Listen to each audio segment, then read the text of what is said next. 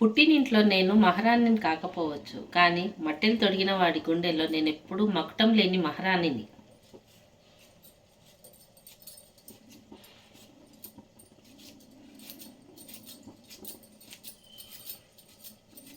ఏమండి, నేను మా అన్న వాళ్ళ ఇంటికి వెళ్దాం అనుకుంటున్నా.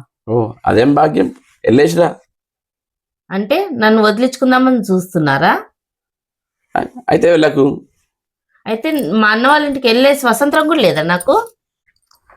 నాకు ఆ మాత్రం హక్కు కూడా లేదా? అయితే ఓ పని చేద్దాం, ఇద్దరం కలిసి వెళ్దాం. ఎందుకు? అక్కడికి వచ్చి ఇది బాగలేదు అది బాగలేదు మర్యాదలు చేయట్లేదు అని సావగొట్టడానిక? ఓ పని చేద్దాం, వాళ్ళని ఎడిగి రమ్మని చెప్దాం. ఎందుకు? వాళ్ళు ఇక్కడికి వచ్చి వంట చేసి నీకు సపర్యలు చేయడానిక? అసలు నీ ప్రాబ్లం ఏంది? పోతా అంటూ పోను అంటూ నా తలకాయ ఇట్లా లేచిపోతుంది. అర్జెంటుగా ఒక టీ తాగాలి. నాకు కూడా ఒక టీ. ఈ డ్రామా అంతా ఈ టీ కోసమా? అడిగితే టీ ముందుగా పెట్టించటం కదా. మినిమం మోటివేషన్ ఉండాలి కదా నీకు, అందుకే.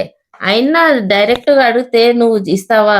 ఈ పని ఉంది ఆ పని ఉంది అంటావు కదా, అందుకే. ఎట్లుందండి అమ్మమ్మకు? డాక్టర్లు ఏమన్నారు? ఆ అమ్మకు కాళ్ళు స్వచ్ఛపడిపోయినాయి, ఖచ్చితంగా ఆపరేషన్ చేయాలట.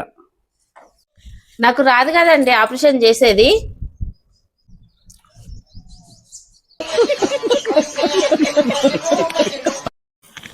అవునే, పెళ్ళైనాక బతుకు బస్ స్టాండ్ అంటారు, అంటే ఏంటిది? గది ఉండదు నీకు. భార్యనేమో బస్ స్టాండ్ లాంటిది, భర్తనేమో బస్సు లాంటాడు. బస్సు తిరిగి తిరిగి తిరిగి ఏడికి వస్తుంది? బస్ స్టాండ్కి వస్తుంది. మరి అదేనోయ్ బతుకు బస్ స్టాండ్ అంటే, అదేనోయ్ బతుకు బస్ స్టాండ్ అంటే.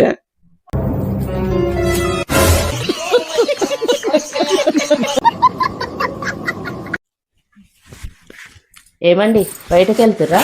బయటకు వెళ్తున్నా. సాయంత్రం తొందరగా రండి, సినిమాకి వెళ్ళాలి. నా దగ్గర బీఆర్ఎస్ గుర్తుందా? టీడీపీ గుర్తు. లేట్ అవుతుందో ఏమో. టైంకి వస్తే బీజేపీ గుర్తు, లేట్ వచ్చినా అనుకో కాంగ్రెస్ గుర్తు. వామ్మో, దీనికి సిపిఐ గుర్తు రాలేదు. వామ్మో.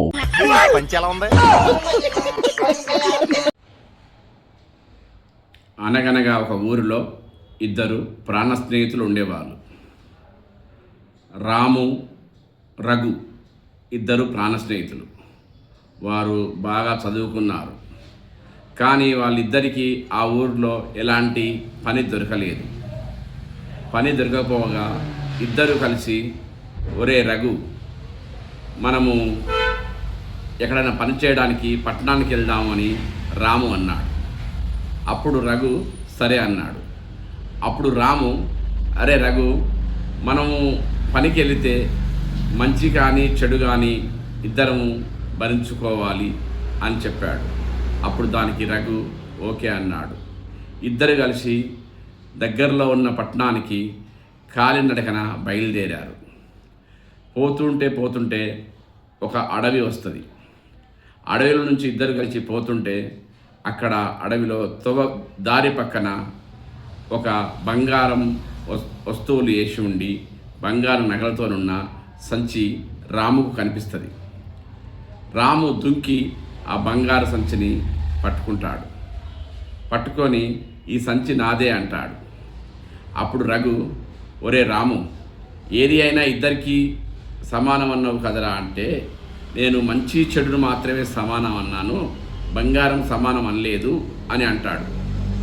అంతలోనే అక్కడ పక్కకున్న ఊరు వాళ్ళు కట్టెలు తీసుకొని వాళ్ళ ఊళ్ళో దొంగలు పడి ఆ బంగారం ఎత్తుకపోయి వీళ్ళని, ఆ ఊరి వాళ్ళని చూసి ఆ దొంగలు ఆ సంచి అక్కడ వేసి పారిపోతుంటారు. ఆ ఊరు వాళ్ళు ఆ కట్టెలు తీసుకొని వస్తూ ఉంటారు. అది చూసిన రఘు, అరే రాము, వాళ్ళు వస్తున్నారా అంటే, దానికి నేనేం చేయలేను, వాళ్ళు వస్తున్నారు, మనం పరిగెత్తుదామని రఘు అంటాడు. రఘు ఒక సైడు, రాము ఒక సైడు పరిగెత్తుతారు. కానీ ఆ ఊరు వాళ్ళు ఆ రాము దగ్గర బంగాళ నగలు ఉన్నాయి కాబట్టి రాము సైడు పరిగెత్తి అతన్ని పట్టుకొని చితకబాస్తారు. దీంట్లో పరమార్థం ఏంటంటే, ఎప్పుడైనా మంచిని పంచుకున్నప్పుడు స్నేహితుడు చెడును కూడా పంచుకుంటాడు. మంచినే పంచుకున్నప్పుడు చెడుని ఎలా పంచుకుంటాడు? ఇదే నీతి వాక్యం. దీనిపై మీ కామెంట్ చేసి సబ్స్క్రైబ్ చేసుకొని షేర్ చేయండి. శ్రీ దుర్గా వీడియోస్. మంగళసూత్రం దొంగతనం చేసినోడికి 3 ఏళ్ళో 4 ఏళ్ళో జైలు శిక్ష అంట. అదే మంగళసూత్రం కట్టినోడికి జీవితాంతం శిక్ష. నిజమే కదా? బీపీ అంటే అర్థం నాకు ఇప్పుడే తెలిసిందండి. బి అంటే భర్త, పి అంటే పిల్లలు. వీళ్ళిద్దరితోటే బీపీ వచ్చేది. నిజంగానే వచ్చింది, వస్తుంది కూడా. మీరేమంటారు? నిజమే కదా? కష్టం లేనిదే ఏదీ రాదు. తలరాత బ్రహ్మది, తనువు తల్లిది, కాన తండ్రిది, కానీ బ్రతుకు మాత్రం నీదే. కష్టం వచ్చిందని ఆగిపోతావో, లేదా కష్టపడి ముందుకు పోయి అసాధ్యాన్ని సుసాధ్యం చేస్తావో, అది నీ చేతుల్లోనే ఉంది. గుర్తుపెట్టుకో మిత్రమా. మాట జారితే క్షమించవచ్చు, డబ్బు పోతే మళ్ళీ సంపాదించుకోవచ్చు, కానీ బంధం దూరం అయితే మళ్ళీ దగ్గర అవడం చాలా కష్టం. మాట డబ్బు కన్నా బంధమే విలువైనది. గుర్తుపెట్టుకో మిత్రమా.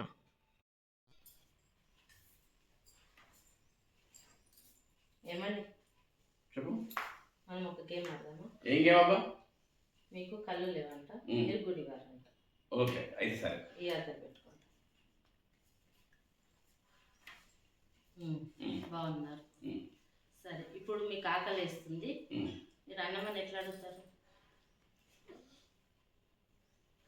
అవునా? సరే, మరి మీకు దాహం వేస్తుంది. నీళ్ళని ఎట్లా అడుగుతారు మరి మీరు? సరే, ఓకే. ఇప్పుడు మీకు పైసలు కావాలి. ఇప్పుడు పైసలు అడగాలి. ఎట్లా అడుగుతారు? అవును. ఏమైంది? నాకు ఇప్పుడే ఒక విషయం అర్థమైంది. ఏమర్థమైంది? కళ్ళు లేని వాళ్ళకు మాటలు కూడా రావని అర్థమైంది ఇప్పుడే.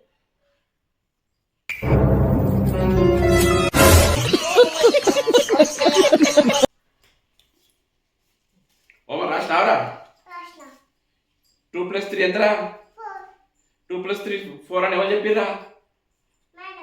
మీ మేడం చెప్పిందా? జరా మీ మేడం ఫోన్ చేస్తా. హలో. హలో. మేడం నమస్తే మేడం. నమస్తే, చెప్పండి. సవ్యాంశ వాళ్ళ తాతను మాట్లాడుతున్నాను మేడం. చెప్పండి. 2 + 3 ఎంత అవుతుంది మేడం? 4 అవుతుందండి. ఎందుకు మేడం 2 + 3 4 అని చెప్పారు?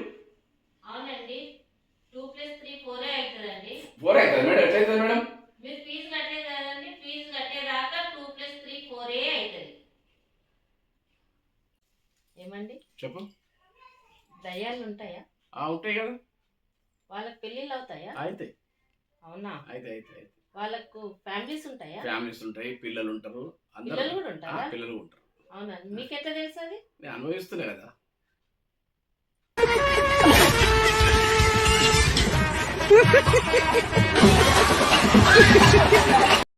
కష్టం లేనిదే ఏదీ రాదు. తలరాత బ్రహ్మది, తనువు తల్లిది, కాన తండ్రిది, కానీ బ్రతుకు మాత్రం నీదే. కష్టం వచ్చిందని ఆగిపోతావో, లేదా కష్టపడి ముందుకు పోయి అసాధ్యాన్ని సుసాధ్యం చేస్తావో, అది నీ చేతుల్లోనే ఉంది. గుర్తుపెట్టుకో మిత్రమా. మాట జారితే క్షమించవచ్చు, డబ్బు పోతే మళ్ళీ సంపాదించుకోవచ్చు, కానీ బంధం దూరం అయితే మళ్ళీ దగ్గర అవడం చాలా కష్టం. మాట డబ్బు కన్నా బంధమే విలువైనది. గుర్తుపెట్టుకో మిత్రమా. గుణం చూసి మర్యాద ఇచ్చే రోజులు కావివి, ధనం చూసి మర్యాద ఇచ్చే రోజులు ఇవి. నీ దగ్గర ఎంత ధనం ఉంటే అంత విలువ. గుర్తుపెట్టుకో మిత్రమా. రాసుకున్న విధంగా పుస్తకం ఉండొచ్చేమో కానీ జీవితం నువ్వు ఊహించినంత మంచిగా అయితే ఉండదు. గుర్తుపెట్టుకో మిత్రమా.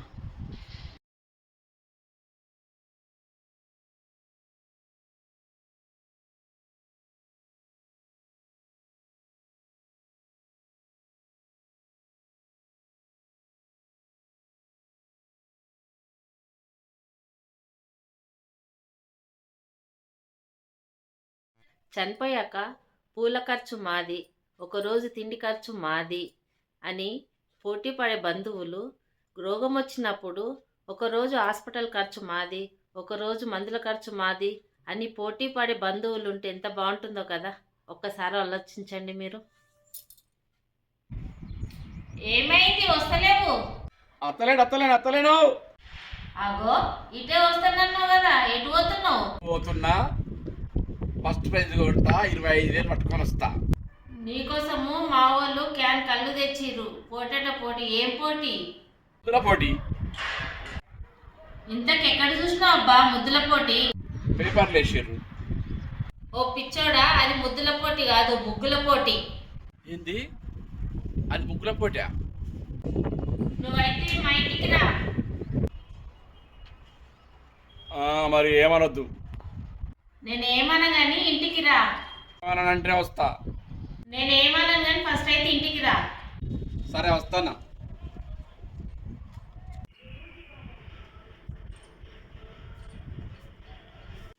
ఇంటి దాకా వచ్చినావు, ఇంట్లోకి రా. నేను రాను. ముద్దుల పోటీకి సిద్ధమైన సీను, ఇంట్లోకి రా. వేడిగా ఉన్న చేసి ఉంటే ఇటు పట్టుకరా. పొట్టు ఆకలి అవుతుంది, ఇన్నే తింటా నేను. చిన్న దోశ సన్నంగా పోసి దాని మీద ఉల్లిపాయ వేసి నెయ్యి రాసి ఇస్తారా. ఇంట్లోకి రా. నేను ఇంట్లోకి రాను. దాంతోను చట్నీను కూర వేసిస్తారా ఇంట్లోకు. నేను రాను. దాంతో సాంబార్ కూడా కల్పిస్తా, ఇంట్లోకి రా.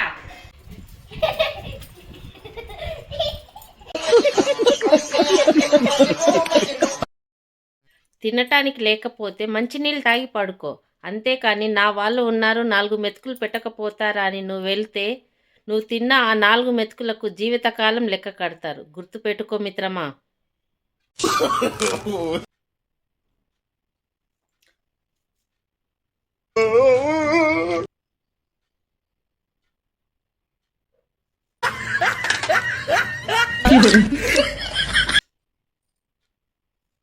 ఒక ఆడపిల్ల జీవితం మొదలుపెట్టింది అమ్మా నాన్న అయితే ఆ జీవితానికి తోడుగా ఉండి కడవరకు చూసుకునేది ఒక భర్తే.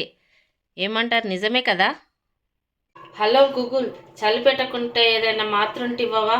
పొద్దున్నే లేచి ఇంటి పని వంట పని చేయాలంటే చాలా చలిగా ఉంది.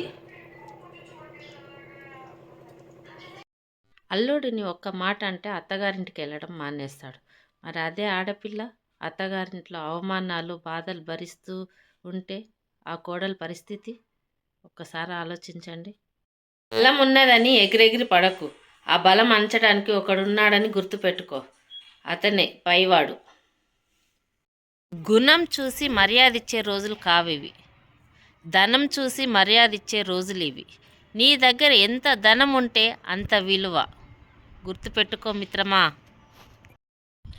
రాసుకున్న విధంగా పుస్తకం ఉండొచ్చేమో కానీ జీవితం నువ్వు ఊహించినంత మంచిగా అయితే ఉండదు.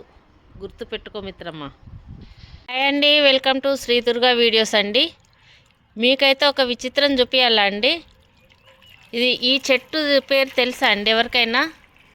భార్యను వదిలేసిన భర్త కింగ్ అవుతాడు. అదే భర్తను వదిలేసిన భార్య కుక్కలు చింపిన విస్తరి అవుతుంది. భర్త ఉన్నంతసేపే ఆడదానికి సొమ్ములైన సోకులైన అందమైన ఆనందమైన.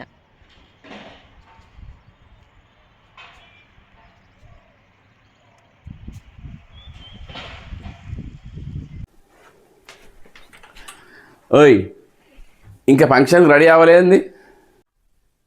నేను రాను పో. ఎందుకు? ఇప్పుడేమైంది? నా దగ్గర కొత్త చీరలు లేవు, నేను ఫంక్షన్ రాను. నువ్వు ఈ మాట అంటావని తెలుసు, అందుకే కొత్త చీర తెచ్చా, తీసుకో. అబ్బా అవునా? అబ్బా ఎంత బాగుందండి. అసలు ఈ కలరు ఈ డిజైన్ నా దగ్గర లేనే లేదు. ఎక్కడ తెచ్చిర్రు? ఎక్కడ కొన్నారు? ఎక్కడ కొనలే, మన అల్మార్లో దొరికింది. అవునా?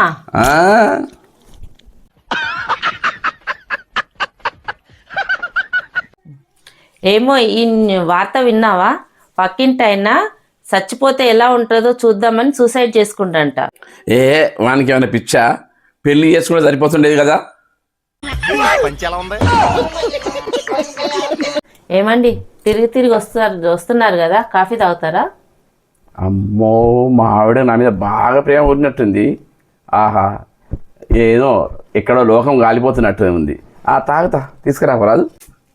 ఎలాగో వచ్చారు కదా, కిచెన్లోకి వెళ్ళి ఇద్దరికి కాఫీ కలుపుకరండి.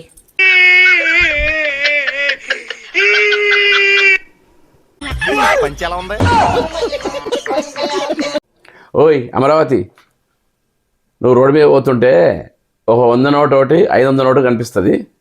నువ్వు ఏది తీసుకుంటావు? ఓయ్ నేనేమైనా పిచ్చిదాన్నా? 500 నోటే తీసుకుంటా. ఈ నువ్వు పిచ్చిదానివి కాదు, తింగదానివి కూడా. ఎవరైనా 2 నోట్లు తీసుకుంటారు కానీ 1 నోటు తీసుకుంటారా? నేనైతే 2 నోట్లు తీసుకుంటాను. నువ్వు పిచ్చిదానివి కావు, తింగదానివి, పిచ్చిదానివి అన్ని నువ్వే.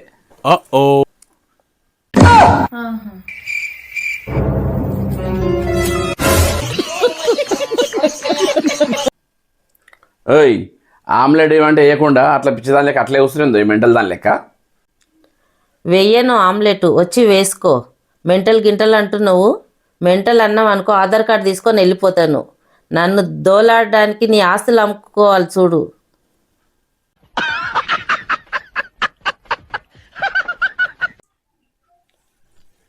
ఏమో ఇంజెక్షన్ వేయించుకున్నావు కదా, నొప్పి ఉందా?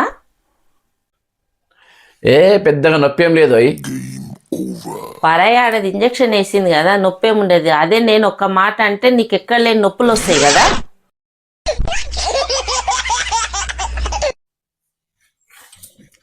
మన పక్కింటి అయిన ఏంటండి పిచ్చి బాగా ముదిరినట్టుంది. ఓ పక్క వర్షం పడుతుంటే వర్షంలో కారు కడుగుతున్నాడు. వాడి గొడవ మనకెందుకు, గొడుగి అబ్బా, చెట్ల నీళ్ళు వస్తా.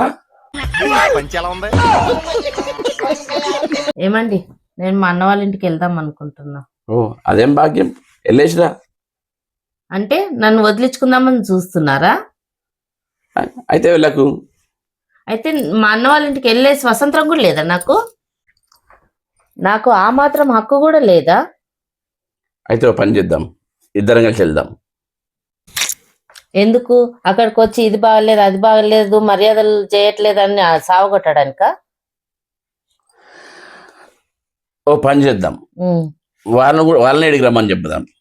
ఎందుకు? వాళ్ళు ఇక్కడికి వచ్చి వంట చేసి నీకు సపర్యలు చేయడానికా? అసలు నీ ప్రాబ్లం ఏంది? పోతా అంటూ పోను అంటూ నా తలకాయ ఇట్లా లేచిపోతుంది. అర్జెంటుగా ఒక టీ తాగాలి. నాకు కూడా ఒకటి. ఈ డ్రామా అంతా ఈ టీ కోసమా? అడిగితే టీ ముందుగా పెట్టించటం కదా.